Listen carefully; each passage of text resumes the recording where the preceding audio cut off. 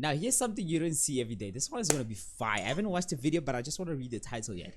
I think I saw like a picture and a caption about this story, but I never watched the video. I never come across it. So the story goes like this: Dr. Siliwe, I hope I'm pronouncing the word right, her name right.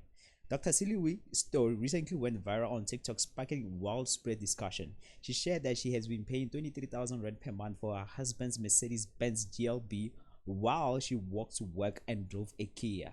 This is something you don't see every day. I can't wait to watch the video. Now, before that, she was already covering 15,000 rand per month for another Mercedes-Benz GLC, which he later crushed. Despite her sacrifice, her husband seemed more focused on driving luxurious cars than contributing to the household. I have already have some things I want to say, but I think I should hold my opinion first and share them throughout, like in the middle of the video. In addition to handling most of financial responsibility, Dr. Siliwe, the wife, revealed that her husband gave little support and physical abuse. Now, you know me, with no evidence, I don't usually support like the word abuse. I feel like sometimes women overuse the word abuse and it lost substance to it. So usually when girls tell me women, when they talk about abuse, I would wait for like evidence, strong evidence to support that. So let's see. While she finally refused to fund his lavish lifestyle any longer, he chose to leave. Her story was resonated with many online and sparking conversation about financial abuse, toxic relationships, and the importance of setting boundaries. I have so much shit I want to say. Let me just watch the video, bro. This is part one. Wait. Oh my god, my scroller is crazy, bro. Alright, this is the video. Alright. Good morning, guys. I hope nivuke kahle namhlanje. There's something I wanted to talk about that was actually prompted by the video about red flags that I posted izolo. Do you know, Mnane, in my blunders that I've made in my life and the worst mistakes that I've made, and some of which that I've also spoken about, I've realized how kind God is, because I've seen God did offer me an opportunity to correct my mistake. God offered me an opportunity in His kindness to correct my mistake, and I didn't take it. In fact, I went in deeper and deeper into trouble. You know how I said, and I'm actually supposed to go in. Damn. But I just want to quickly say this. So, you know how I shared, but I bought my husband a Mercedes-Benz GLC that I was paying 15,000 every month towards the car. Damn. So he drove it 2019, 2020. I don't know nothing about cars, but that sounds like a very good looking car. Mercedes-Benz GLC. Let me Google it, bro. Let me Google it. Mercedes-Benz GLC. Oh, GLC, I think, is the first one she bought. Okay, this is the one that he crashed. This is the Mercedes-Benz GLC. I'm sorry. I have to see this car. I'm not even a big car person, but damn. Let me see. Am I a fan? It's alright. I mean, in matte black, it looks good. In matte black, and this color looks good. I don't like the other colors. It just looks like a normal average car. 15,000 rand for this shit. I don't know, man. Maybe we don't have the same taste in cars. I don't know. I guess so. Alright, let's finish the video. Wait, where's my camera? 2021. I'm using like a brand new mouse. I'm not using not a brand new mouse. The other mouse broke. I have to go buy another replacement for this one, exactly like this one, because this one feels good. I don't know the button. I don't know, the button died or something. So this one, like, if you see me moving like really slow, I'm not used to it yet. I'm not used to the scroller. In August, the car was bought in August, towards the end of August in 2019. Okay. Then we moved from Cape Town, and then we went to a Lady Grey, where I said I was doing my internship. But he was commuting from Lady Grey to Alwell North every day because he had a barber shop in Alwell North. that he owned there, and he was running it on a daily basis. Okay, the distance from Lady Grey to Alwa North, I think it's plus minus 100 k's. So he would drive going and drive coming back. And that was a lot of driving. That was a lot of petrol. That was a lot of strain on the car itself. And sometimes I guess he would be exhausted because he was going there every day. Anyways, so to cut the long story short, because 10 minutes is not enough, he was involved in an accident. My husband was involved in an accident with the GLC. On the day that he was involved in an accident, it was the day after we had the biggest fight. The day before, I don't remember what we were arguing about, but the fight didn't end well. He beat me up. He must have slapped me multiple times, and after slapping me, I fell, and then he dragged me on the ground. Okay, I'm not sure if I believe that she doesn't remember what they fought about. That is the part I don't believe. I think she just don't want to say it, or maybe it might make her. You don't forget why they beat you for. You wouldn't forget why you got beaten that day. Like you wouldn't. I feel like, and I might be wrong, this is just my opinion, I feel like the only reason why she's not saying the reason why, I'm not saying justified, we don't beat women, I'm not justifying beating women, guys. No. All I'm saying is the reason why she's not saying is because it'll make her look bad. That's my opinion. I remember him dragging me on the ground and me sitting on the ground like that. You see, that's the whole point. You got slapped, you got dragged on the ground, and you forgot what you guys were fighting for that day. This is why you guys should watch these videos with me. Like, I read between the lines, and I might be wrong, guys. It's just my opinion. I'm just opening your thinking capacity. I think on a spectrum. Things are not always black and white. And crying while I was seated on the ground. Crying while I was on the ground. I'm laughing now because I'm saying all of this in retrospect. And while I was crying, he didn't. It's like he didn't care, ne? But I remember at some point looking at him and asking him, "Ba, can you see me? It's me." Like while he was. Is like we are better, and his eyes are red, and I'm looking at him and I'm like, it's me, can you see? And he was just continuing beating me. That day my heart was so broken. After he beat me up, I just got up. When he stopped, I got up, and then I went to the room and I started praying. And I think I was so defeated that day that when I prayed, I said to God, Jongatiko, the marriage is like this, and I don't know, Mnaba, what's your will with my life as far as this marriage is concerned. But then I said, my heart can now realize that things are not going to get better. So if it's your will for this marriage to end, please end it yourself. And then I said, if you can see Ubamna, I'm being resistant to getting out of this marriage and to letting this marriage go, please remove this marriage. Make a plan and just remove me. I know a lot of ladies and a lot of people. Let me not be misogynistic. Let's put misogyny on the side today. Let me just myself. I know a lot of people when they usually hear about relationship like this. So let me educate you on something. I know a lot of people when they hear about relationship like this, toxic relationship, let's say when the husband beats the wife, they always go to the wife and be like, why are you not leaving him? Why didn't you leave the first time? Why didn't you go? Hey guys, I can make a joke out of this and we can get deeper. The joke is Lena that's the joke part of it. But on a serious note, here's the thing, bro. How can I say this nicely? It's love is very addictive. I think love and addiction is the same thing. Let me not say love is addictive. Love and addiction is the same thing.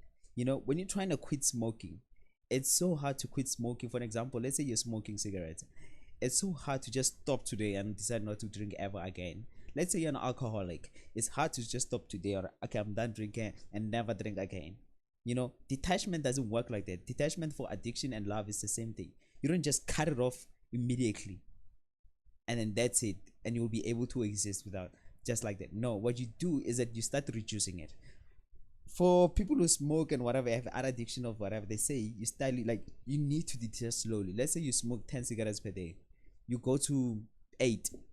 The following week or the next one you go to 7, you go to 5, you go to 3, you go to 2. That's how you slowly detach. The same thing that happens to love, guys. When you're in love with someone and you feel like you like in a toxic relationship or whatever stuff like that, you don't just cut the person off, because else the heartbreak is going to be hard. It's going to be hard to ignore the calls when they start calling you and they start apologizing. It's going to be hard when they start texting you and they want to talk to you, when they tell you to come over, even though in deep down in your heart you're going to know this is wrong. You're still gonna go there, you wanna listen to them and whatever. You're gonna try to find closure, and then that's where they're gonna bring you back in, back in the loop. So what you do, you slowly detach, like slowly over time, and that's how you do it. Damn, I'm smart, bro. Or remove my husband. I said that to God and I said amen. Guys, I am not lying to you. I'm not lying to you. The following day, my husband drove to his barber shop, and then he had an accident. When I woke up in the morning, obviously we're not speaking to each other. I went to my work, and I was walking to work because it was like a 3 minutes walk, and then I could walk. And I walked to work, and then he drove. And he got into an accident. I was just called by someone I don't know, who called and said, "Hello, your husband has just had an accident." Then the first thing I asked is, "Where is he? Is he okay?" And then the driver said, "Yes, he's okay." Then I said, "Please give him the phone." He was given the phone, and I said, "Are you hurt?" And he said, "No, I am not hurt." Then I said, "Please make sure that no tow truck comes to tow the car. I'm going to call the insurance and find and make sure that whoever takes the car has been given the go ahead by the insurance." Then after that, I called the insurance. Obviously, the car is in my name and the car is also insured by me, even though he is the primary driver of the car. So I was the one that had to exercise like all of that and facilitate all of that. So then I called the insurance, and the insurance people go there, and then they give a go ahead for the tow company, and luckily the tow truck was already there. The car was finished. The car was completely finished, and my husband came out without a scratch. The car was completely finished. He came out without a scratch. I had a friend that took me to the site of the accident. When I got there, I assessed him quickly and I saw that he's fine. Then I said that it's fine. We can, if you are not feeling okay, we can go and assess you at the hospital that I'm working at. The friend that I came there with, he helped us to put our things in his car. And like my husband and I, we got into the friend's car, and then we drove back home. When we got home, we didn't talk to each other or say anything or try to rehash whatever it is that might have happened. We just got there, we knelt down in our room, and then we prayed. We thank God for his safety. We thank God for protecting him, and we were just crying on our knees and just praying and thanking God. This video is going to cut again because I'm already at 7 minutes 55 seconds. We thank God, we prayed, and then from there afterwards, I was now calling the insurance, trying to get a courtesy car because I was already frustrated. Now I was like, okay, he is fine. He is fine. That means that he's gonna need a car. So I need to now call the insurance people for a courtesy car and tell them yonkinto. Then I was stressed going back and forth with the insurance because Bloemfontein is 2 hours away for us to go and fetch the courtesy car. It was just a stressful process. But that is fine. And then I was just on the phone the whole time. Yeah, he was also on the phone with his family, and the families members were like just bekuza. And after that, they were like praying with him and all of that. But I wasn't in those prayers because I was busy on the phone. The following day it was the same thing. I woke up. At the time I was on a weight loss journey, so I was doing jump rope. I woke up and I did the jump rope, and after that I was on the phone. I was on the phone the whole time. We did not talk about the fight that we had or anything, but this is what I want to say in the last minute, because this is what this video is about.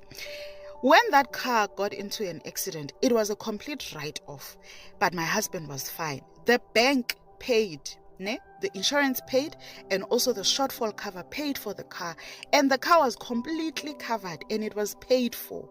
It's like God said, Celwe, you've made the worst financial mistake of your life. I am blotting it out. I am forgiving you. I'm giving you a chance to make better decisions. Damn. Guys, I will tell you. That's a very strong message, though. Usually, insurance companies just scare me. I'm not a big fan of insurance. I don't like insurance. I don't think I'll ever have insurance. I mean, there's other insurances that are good, but most insurances, bro, like, this is... Uba, what did I do with that chance? Because you would think, Uba, just because God has helped me to correct a financial mistake, I will make better decisions. I didn't make better decisions. In fact, we went and we got my husband an even more expensive car, 23,000 per month. Damn, should I watch? I think I should watch the second. This is, wait, let me check the comments. Is it not in the comments? I'll be so disappointed if you didn't put the part 2 in the comments. They didn't? Oh my god, this creator sucks, bro. Let me search. I think I have TikTok open. Let me see one of my tabs here. I have TikTok open, but I didn't see her username. Oh my god, where is it? Doctor dot. Let me do this. It's gonna be much easier if I do this. Doctor. Yeah, okay, I found it, honey. Okay, I'm gonna go in here.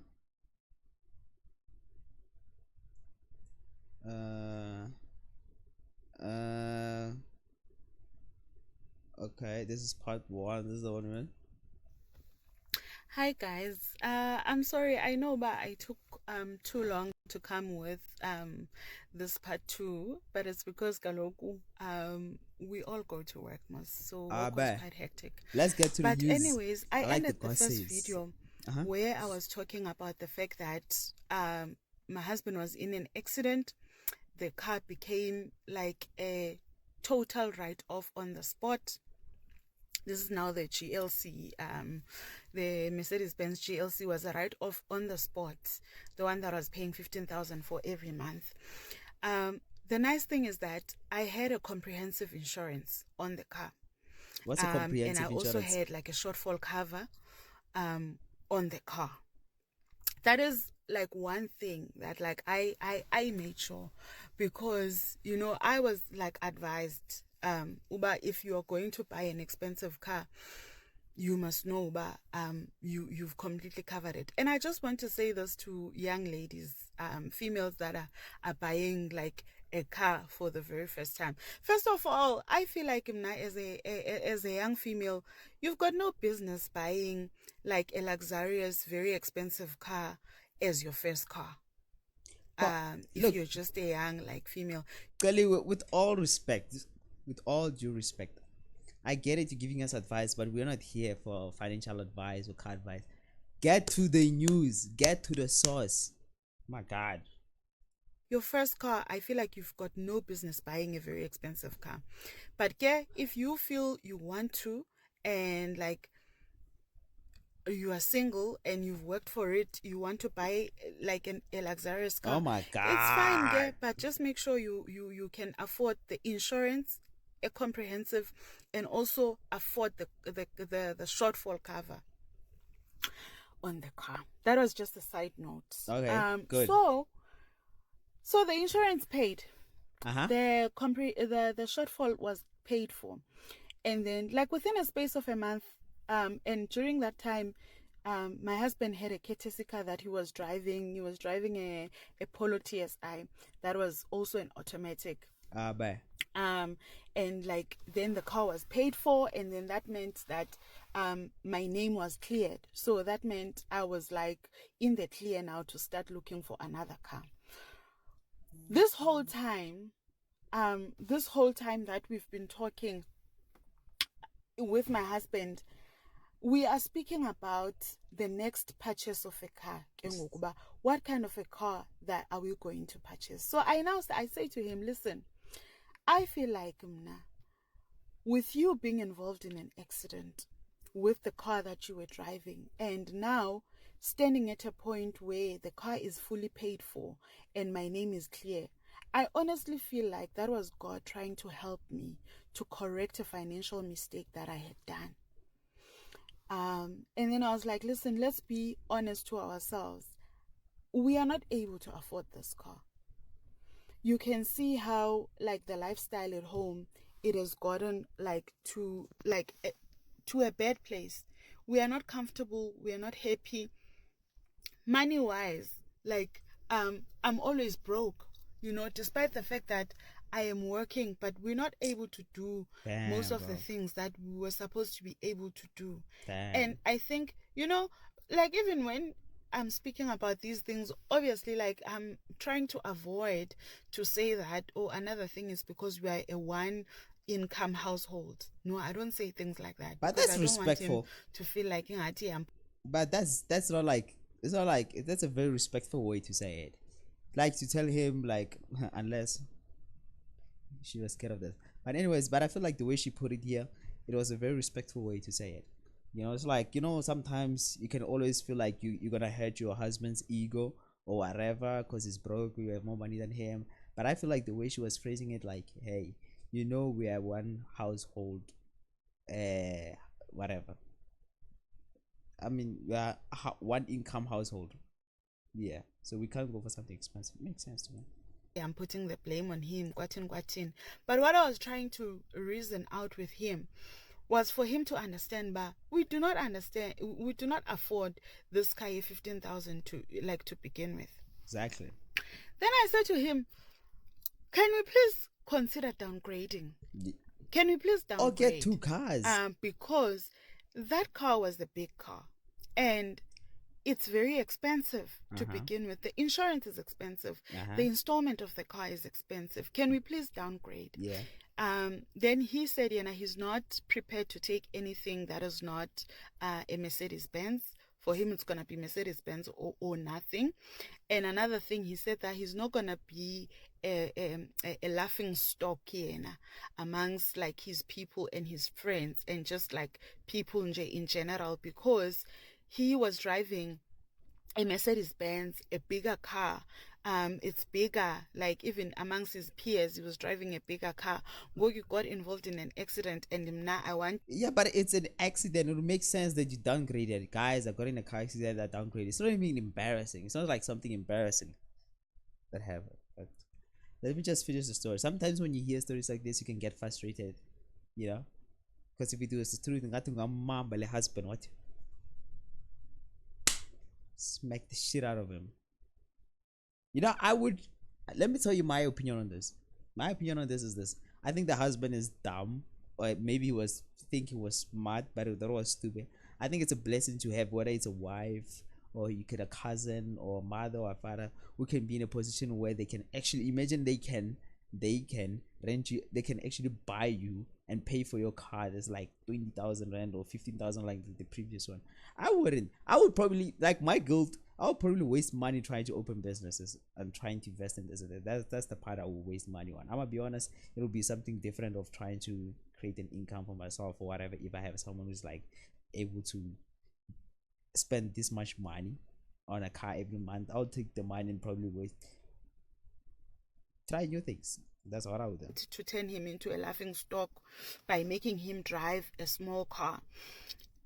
And like bro has bigger problems than, and he's not gonna be fine. Yeah, this again okay. If we go and buy an expensive car, just like the car that you were driving. You've got to know, Uba, going forward, we will never afford to stay in the city, or to stay in town, or like to go and stay somewhere where like the cost of bread is expensive and the way of life is also expensive. Because I've got to think about what is it that I can afford. I cannot afford to have you drive the most expensive car and then also have the kids and have to send the kids to good schools. Damn. And also the kind of a house that we're gonna stay in, pay the rental. Damn. Like that, because like if you go and stay in the city with the big family that we've got, that means that when we get to the city and we get a rental, that house is gonna be like 15,000. So I cannot pay rent that is that expensive and then pay for a car that is that expensive yeah, at the same time. Yeah. When I have to cover like the daily like bills up and in.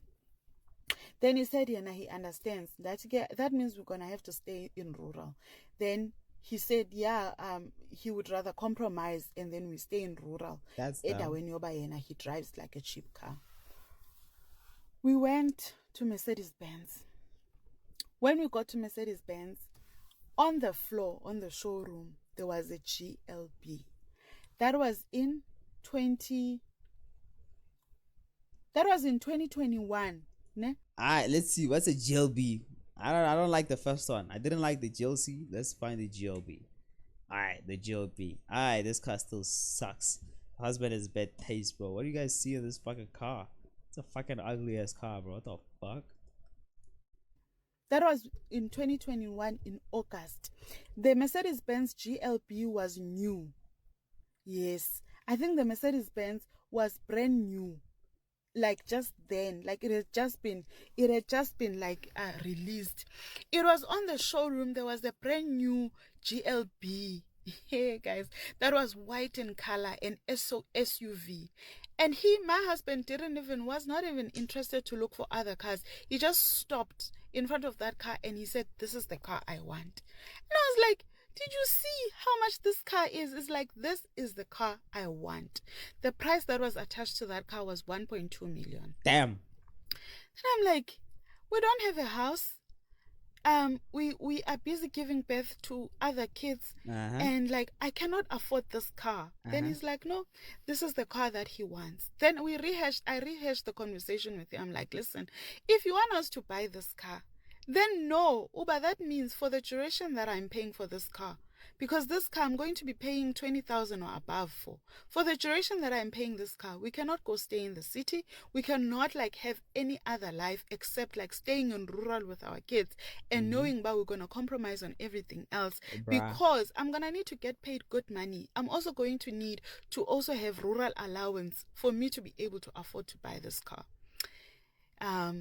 Then we got the quotation for the car, and then the dealer was talking to me, broke down the costs and showed me how much I'd be paying. Affordability was worked out. Obviously, I came out on top, like I'm gonna afford the car. We went to have lunch with my husband. At the restaurant, I rehashed the conversation again. We spoke about it. Yeah. Then he said, yeah, no, we would rather stay in rural, but that's the car that he wants to drive. We went back home, and then when we came back again, fine, I signed on the dotted line, guys. Son. If I'm not gonna go mad because of this, since I didn't go mad on it, I will never go mad again. We signed on the dotted line. I signed, bro. And love then is crazy. He got his car. That's why I say love is blind. So the car that he got was a GLB. That was royal blue in color. It was a gorgeous car. When you are sitting inside the car, it felt like you are riding in luxury. Like it was a very beautiful car. Nice. It was a beautiful car that was costing me. For me, it is made. I don't like the. I was paying 20,000, 19,000 and something, closer to 20,000 for the installment. Then the insurance was closer to 3,000. Damn. So in total, I was paying 23,000 per month towards a car alone for a man that is not employed. And I was taking care of the kids, of every other bill. Shame. Hi guys. That's crazy. Is it part 3? I bet. I'm invested, bro. Now I am. We are deep. Now we are deep. I'm so sorry, but you are triggered by this. If you are triggered, I am so sorry. I like the comments. Look at the comments. Where can I direct this anger to? CC ex-husband, Bati ex-husband. Say it with me, ex-husband. Oh, you were very good husband to your husband. This is the perfect comment. You were a good husband to your husband. Okay. So now, my husband is driving his car that's costing me 23,000 every month. Because that was around August ended, and then the following month he was now driving that car. We were still in Lady Grey where I was doing my community service, because most community service is a whole year. Hi. So now he's driving this car, and then the bank starts deducting, and I realized, but yay, this is expensive. This is expensive. It's so expensive because if you think about it, from the car that he was driving, and we were paying 15,000, and it was already a lot. And now you have added an additional 8,000 that is going towards a car. I would say 10. And community service is gonna end. When community service ends, I'm gonna have to find a job. So now it's towards the end of the year.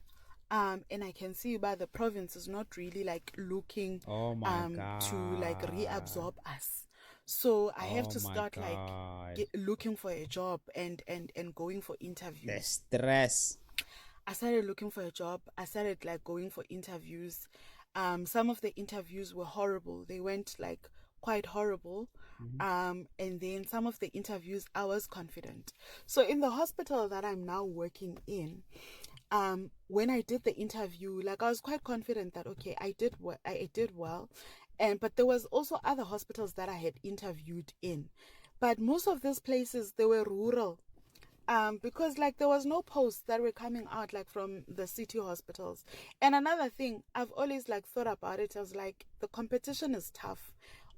For city hospitals, most doctors don't want to go to work in rural. So if I want to be sure that I'm gonna get a job, then I need to also be targeting those hospitals. That makes logical sense. Yeah, it makes sense. Especially when to be honest, I was worried. I was worried about what's gonna happen to the livelihood of my kids. What's gonna happen to this husband that likes living an expensive life? I wasn't thinking for myself.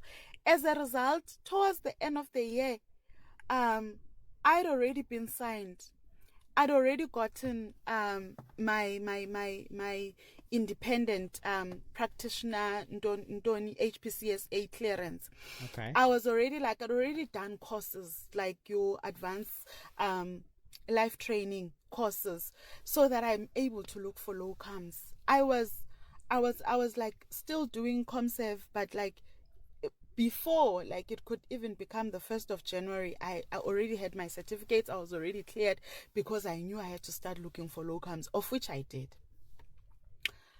So December came. Now we have got to vacate where we are staying. Okay. Up at Lady Grey, we've got to vacate. Lady and I've Grey. Spoken about this in another I haven't heard about Lady Grey. Because the contract has ended, we have to vacate. Then we are now thinking about where are we going to stay. So my husband said, he's not going to continue staying in Lady Grey while I'm still waiting to be called wherever I got a job. He can't stay in this place. This place has been frustrating him. He wants to go and stay somewhere where it's a city in the meantime that we're waiting to hear. Then we started thinking about places should we go stay in Port Elizabeth? Maybe if we stay in Port Elizabeth, because I'm hopeful of this hospital that I've interviewed in, but they haven't okayed it. They haven't told me, but yes, I'm getting the job. Or I've interviewed even in Lady Grey, I've interviewed in Buckley East, I've interviewed in Joburg. I don't know where I'm gonna get the job. Mm-hmm. Then we eventually came to a consensus that Bloemfontein is in the middle of the country. We should go and stay in Bloemfontein. And then we wait. Then we stayed in Bloemfontein. Okay. when we stayed in Bloemfontein, I was waiting for your call. Eventually, I did get my letter of appointment where I'm working now.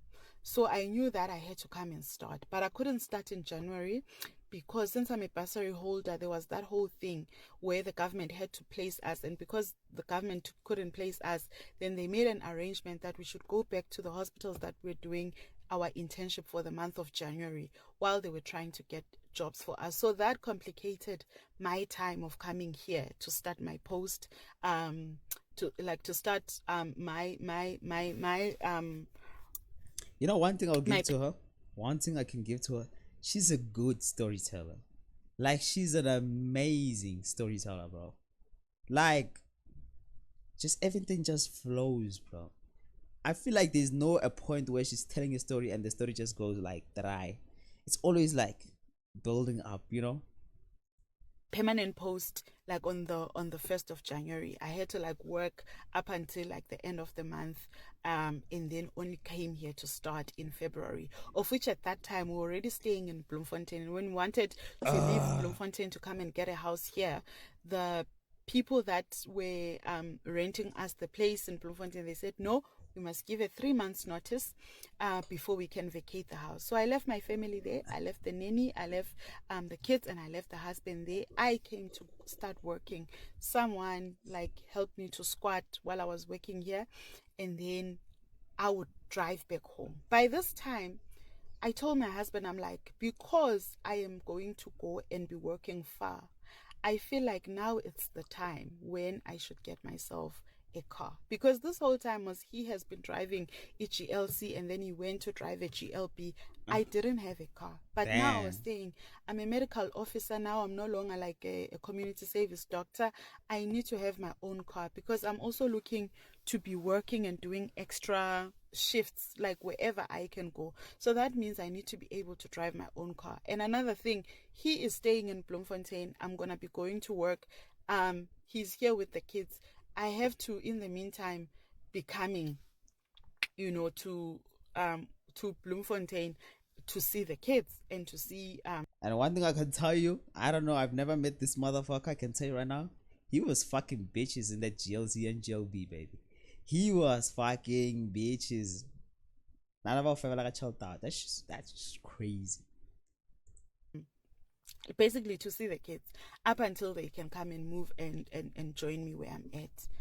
Then he wasn't happy about that. I know, but like he wasn't happy the fact that I was gonna now get myself a car. But at this point, I think also feeling how painful it is to pay for his car, and also like all the abuse that I've endured, I was already starting to like feel bad. But I've been working this whole time. What is it that I've done for myself? Aww. What is it? I have like been breaking my back for this husband to be comfortable, to be happy, but he's not really happy because despite yonke lento that I am doing, trying to motherfucker. Work hard to make sure that the kids are fine, to make sure that he is happy, but I still come back home and he still like treats me kakubi. He still like is abusive. He still insults me. All of that. So I was starting to feel like, anyway, you probably need to start thinking about what is it that you want. So I just toughened up my head. I went and I bought myself a car. So I got myself a Kia Rio. It was cute. I loved my car. Aww, that's so sweet. Yeah. Also another thing, I justified it and I said, there's no use, but we must be in the same house and we both drive big cars. He drives a big car. A GLB is a big SUV and it's a 7-seater. So I was like, it's fine. His car can work as a family car, and then I'll just buy like a small car just so that I'm able to move from point A to point B. I enjoyed my car, okay? I don't wanna lie. I really did enjoy my Kia Rio. And every 2 weeks, I would like leave work and go to Bloemfontein to go and check on them. I think I spoke explicitly about this, about how abusive like the weekend would be. The time when he beat me up and closed up my eye was in one of those like visits that I did.